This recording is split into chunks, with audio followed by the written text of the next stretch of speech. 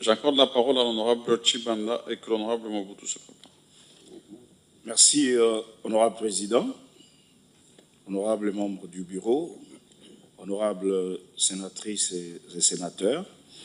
Je voudrais d'entrée des jeux réitérer d'abord mes remerciements aux collègues Mwachi Kassiwa, excusez-moi d'avoir massacré le nom, Monsieur Mouissa. Mouissa, merci, pour cette opportunité qu'il nous offre afin que nous puissions épingler les questions qui nous préoccupent par rapport à ce secteur en présence du ministre des Ressources hydrauliques, dont je remercie aussi la perspicacité ainsi que la clarté de réponse qu'il a donnée à cette question orale. Je constate aussi que les autres collègues qui sont intervenus avant moi ont pratiquement vidé 4 de mes questions. Alors là, il m'en reste 2, ou plutôt une préoccupation et une question. Je voudrais commencer par... une recommandation. Je voudrais commencer par la recommandation.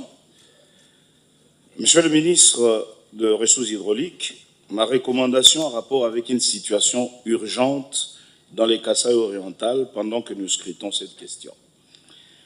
Il y a donc péril en la demeure dans la ville de Mbujimaï. La population de cette ville n'a pas accès à l'eau potable voici quelques semaines. Et cela est dû à une panne électrique survenue sur la centrale hydroélectrique de Toubitoubidi. Et le corollaire, nous le connaissons. Si on y prend garde et si on n'intervient pas rapidement, une épidémie peut bien se déclarer dans cette zone. Ma recommandation, c'est de vous voir, bien sûr, avec la SNEL, prendre cette situation en termes d'urgence afin d'éviter les pires. Alors, l'unique question que j'ai à votre intention, comme vous le savez pertinemment bien, le projet de la centrale photovoltaïque de Chipuka dans les Kasaï-Orientales avait suscité beaucoup d'espoir, surtout par rapport à l'amélioration du taux d'accès à l'électricité dans cette zone.